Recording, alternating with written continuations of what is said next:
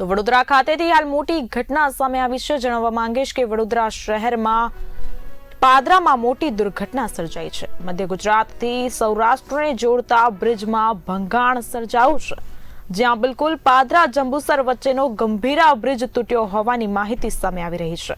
Bridge જર્જરિત હાલતમાં હોવાથી આ ઘટના બની હોવાનું અનુમાન લગાવવામાં આવ્યું છે। અત્યાર સુધીમાં કોઈ જાનહાનિના અહેવાલ પ્રાપ્ત થયા નથી। ઘટનાને પગલે પોલીસનો કાફલો ઘટના સ્થળે દોડી આવ્યો છે। મુજપુર ગંભીરા બ્રિજ તૂટતા વાહનો નદીમાં ખાબક્યા હતા। જણાવવા માંગીશ કે બાઇક, કાર અને અન્ય 3 વાહનો નદીમાં ખાબક્યા છે।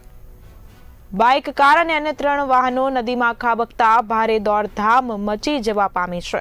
તો આ મામલે રેસ્ક્યુની કામગીરી શરૂ થઈ હોવાનું સૂત્રો જણાવી રહ્યા છે। મહીસાગરમાંથી 3 લોકોનું રેસ્ક્યુ કરાયું તો ઘટનાને પગલે લોકટોળા પણ ઉમટી પડ્યા છે। અત્યારની સૌથી મોટી ખબર વડોદરાથી સામે આવી રહી છે।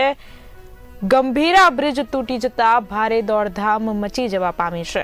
જ્યાં બિલકુલ આપને જણાવવા માંગીશ કે વડોદરા શહેરના ગંભીરા વિસ્તારમાં વહેલી સવારે એક જૂની બ્રિગેડ તૂટી પડતા આસપાસના વિસ્તારોમાં ભયનો માહોલ સર્જાયો હતો। ગંભીરા વિસ્તારમાં આવેલ બ્રિજ અચાનક તૂટી પડતા વાહન વ્યવહાર પણ અટકી ગયો હતો। હાલમાં રેસ્ક્યુ કામગીરી ચાલી રહી હોવાનું જાણવા મળી રહ્યું છે। જણાવી દઉં કે આણંદ અને વડોદરા જિલ્લાને જોડતો મહીસાગર નદી પરનો ગંભીરા બ્રિજ તૂટવાની ઘટના સામે આવી છે। બ્રિજ તૂટતા ટ્રક અને ટેન્કર પણ નદીમાં ખાબક્યા હતા। વર્ષો જૂનો ગંભીરા બ્રિજ ખખડધજ બન્યો હતો, ત્યારે બ્રિજ તૂટતા આણંદથી વડોદરા, ભરૂચ અને અંકલેશ્વરનો સંપર્ક પણ તૂટી જવા પામ્યો છે।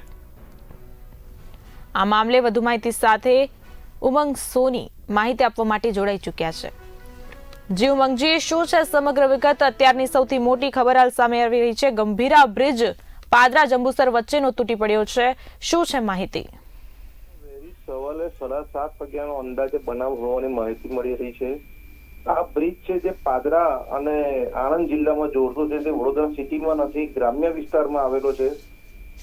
આ વિસ્તારમાં વાહનોની અવરજવર એટલે વધુ છે કે જે પાદરાથી મધ્ય ગુજરાત થઈ, આણંદ થઈ અને સૌરાષ્ટ્રમાં જે માલવાહક અને પેસેન્જર વાહનો આવે તે મોટી સંખ્યામાં જે પસાર થઈ રહ્યા છે। કારણ કે વડોદરા જે ટોલ નાકું છે તેના પર ભારે ટોલ ટેક્સ વસૂલવામાં આવે છે, જેથી ટેક્સ બચે, ટોલ ટેક્સ બચે અને ઓછો સમય થાય એના માટે પાદરાથી મોટા ભાગના વાહનો, જે પેસેન્જર હોય કે માલવાહક હોય, એ આ બ્રિજનો ઉપયોગ કરે છે। આ જરૂરી સરકારી અધિકારી, આરએનબી વિભાગના અધિકારીઓની નિષ્કાળજીને કારણે આ દુર્ઘટના બની છે।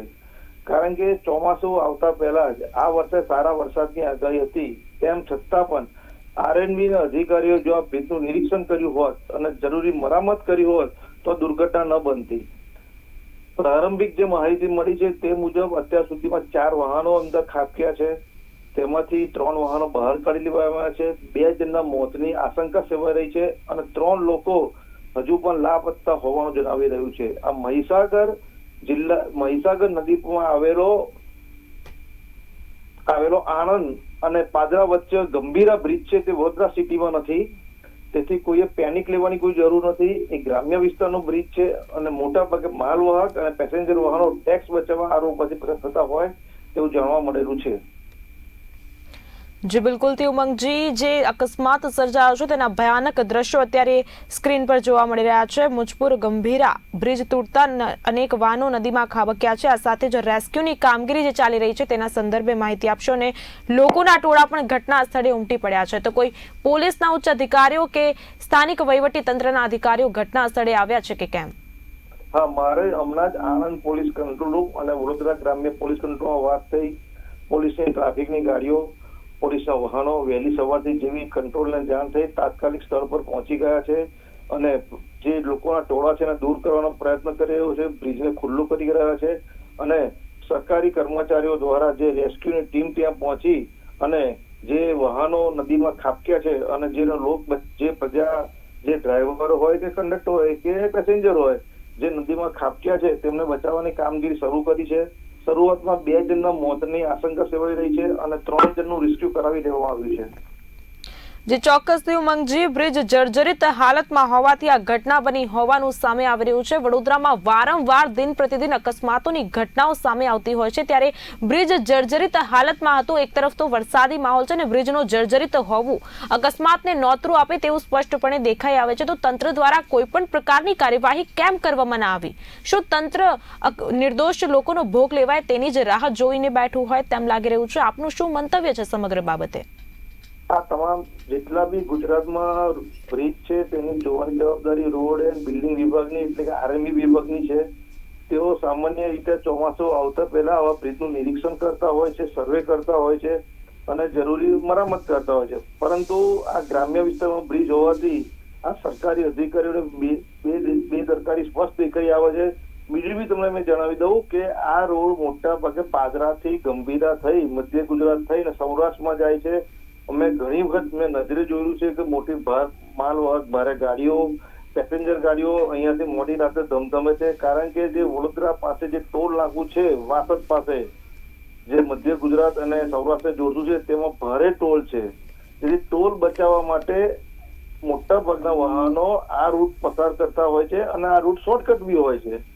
તો સરકારી અધિકારીઓ આની 100% બેદરકારી છે અને ખાસ કરીને આરએમબી વિભાગની એમને કઈ વસ્તુ ધ્યાનમાં ના આપ્યું અને ઓફિસમાં ઓસી ઓફિસમાં બેસી અને ખાલી રિપોર્ટ બનાવી દેશે બધું બરોબર છે. સરકારે કડક હાથે આવા સરકારી અધિકારીઓને તમે કાર્યવાહી કરવી જોઈએ અને જરૂરી પગલાં લેવા જોઈએ. જી ઉમંગજી, જે ઘટના સર્જાઈ છે, નદીમાં વાહનો ખાબક્યા છે અને જે લોકોના રેસ્ક્યુની કામગીરી ચાલી રહી છે તેના સંદર્ભે વિગતવાર જણાવશો. અમે જણાવ્યું કે અમે સવારે ઉઠીને જેવું અમને ખબર પડી અમે સ્થાનિક પોલીસને જાણ કરી. પોલીસની ટીમો તરત ત્યાં પહોંચી ગઈ છે અને એમને કીધું કે અમને માહિતી મળી ગઈ છે.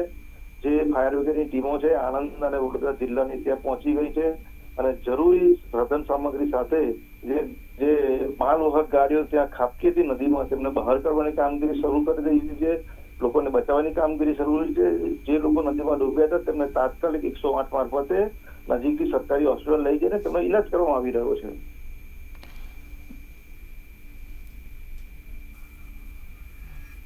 જે ચોક્કસથી ઉમંગ છે, અત્યાર સુધી કેટલા લોકોને બહાર કાઢી લેવામાં આવ્યા છે અને લોકોના જે માનહાનિ થઈ છે, જાનહાનિના કોઈ અહેવાલ પ્રાપ્ત થયા છે કે કેમ?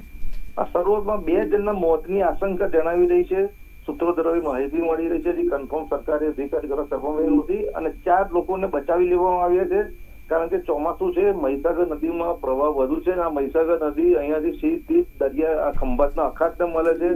વહેણ બી એનું જે છે એ વધારે છે એટલે રેસ્ક્યુ કરવામાં થોડી તકલીફ પણ પડી રહી છે.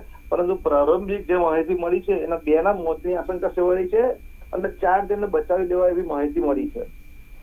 જે ચોક્કસથી તંત્ર દ્વારા માત્ર આ બ્રિજનું સમારકામ જ કરવામાં આવતું હતું તેવી માહિતી હાલ સામે આવી છે. આ બ્રિજ તૂટી પડતા આણંદથી વડોદરા, ભરૂચ અને અંકલેશ્વરનો સંપર્ક પણ તૂટી ગયો છે. તો તેના સંદર્ભે જણાવશો. સામાન્ય રીતે આપ જોવા જાવ તો આણંદ જિલ્લામાંથી એટલે મધ્ય ગુજરાતમાંથી જે સૌરાષ્ટ્રમાંથી જે વ્હીકલો આવે તે વડોદરા થઈ અને ભરૂચ અંકલેશ્વર થવાના 2 રસ્તા છે. એક તો વડોદરા વાસદ થઈ અને જે મેઇન રસ્તો છે જે મોટા ભાગના વાહનો અવર જવર કરતા હોય. બીજો મેં તમને જે જણાવ્યું કે આ ગંભીરા બ્રિજ વાળો જે રસ્તો છે એ ગ્રામ્ય વિસ્તારમાં થઈને જાય છે અને શોર્ટકટ છે અને ટોલ બચાવવા માટે જે લોકો જાણકારી હોય છે કે અહીંયાથી વાહન વ્યવહાર સવારે અને વહેલી સવારે રાત્રે ઓછો હોય છે ત્યાંથી થઈને આ લોકો માલવાહક અને પેસેન્જર વાહનો અવર જવર કરતા હોય છે અને આ બ્રિજનો ઉપયોગ કરતા હોય છે. પણ 100% સરકારી તંત્ર જે આરએનબી વિભાગ છે એની બેદરકારીને કારણે આ દુર્ઘટના બની છે. સરકારે ઉચ્ચ સ્તરીય તપાસ બેસાડી તાત્કાલિક જે અધિકારીઓ તેના સામે પગલાં લેવા એવી લોક માંગ ઉઠી છે. જે ચોક્કસથી ઉમંગ છે, માહિતી અનુસાર બ્રિજનું સમારકામ ચાલી રહ્યું હતું અને ત્યારે આ ઘટના બની છે. તો બ્રિજના સમારકામ દરમિયાન ત્યાં કોઈ પણ પ્રકારનું બેરિકેડિંગ કેમ ન કરવામાં આવ્યું અને સમારકામ દરમિયાન વાહન વ્યવહાર પૂર્વવત હતો તેવું પણ હાલ જાણવા મળી રહ્યું છે. તો સમારકામ દરમિયાન કેવી રીતે વાહન વ્યવહાર ચાલુ હતો તે બ્રિજ પર તે કંઈ સમજાતું નથી. તેના સંદર્ભે માહિતી આપશો. મેં તમને જણાવ્યું કે આપણા સરકારી તંત્ર ઊંચું કાયમ હોય છે. કોઈ પણ ચોમાસું આવતા પહેલા કોઈ પણ બ્રિજ હોય તેની મરામત તેની ચકાસણી કરવાની આરએનબી વિભાગની ફરજ હોય છે. પરંતુ આ અધિકારીઓ ફરજ ચૂક કરે છે. જ્યારે બ્રિજમાં ગાબડા પડે, લોકો ફરિયાદ કરે, લોકો લેખિત રજૂઆત કરે ત્યારે આ લોકો જાગે. અત્યારે ચોમાસાનો માહોલ ભરપૂર જામ્યો છે વર્ષો પછી એવું થયું છે કે આ વખતે ચોમાસું બરોબર ચાલુ છે અને જરૂર કરતા વધારે વરસાદ પડી ગયો છે ટૂંકા સમયગાળા દરમિયાન, જેથી રસ્તાઓનું ભારે ધોવાણ થયું છે.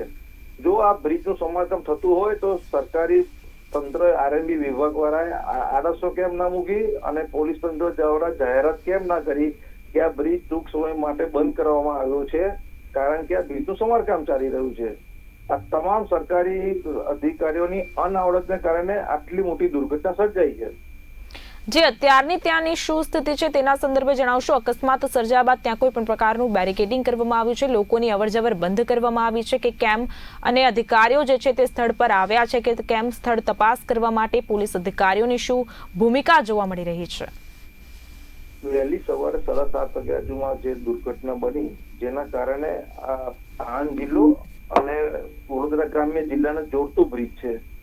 બંને સાઈડ પોલીસનો કાફલો આવી ગયો છે, ટ્રાફિકના જે ઉચ્ચ અધિકારીઓ આવી ગયા છે, જેથી રસ્તો બંધ થાય. અને પોલીસનું મુખ્ય કામ એ હોય છે કે લોકો બ્રિજ ઉપર ના આવે અને દૂર ખસેડાય અને જે બી રેસ્ક્યુનું કામ છે સરળથી થઈ શકે. પોલીસ સારી રીતે કરી રહી છે.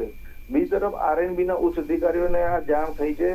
તમામ અધિકારીઓ બંને જિલ્લાના આવી ગયા છે અને નિરીક્ષણ કરી અને જરૂરી રેસ્ક્યુ કામગીરી શરૂ કરી રહ્યા છે.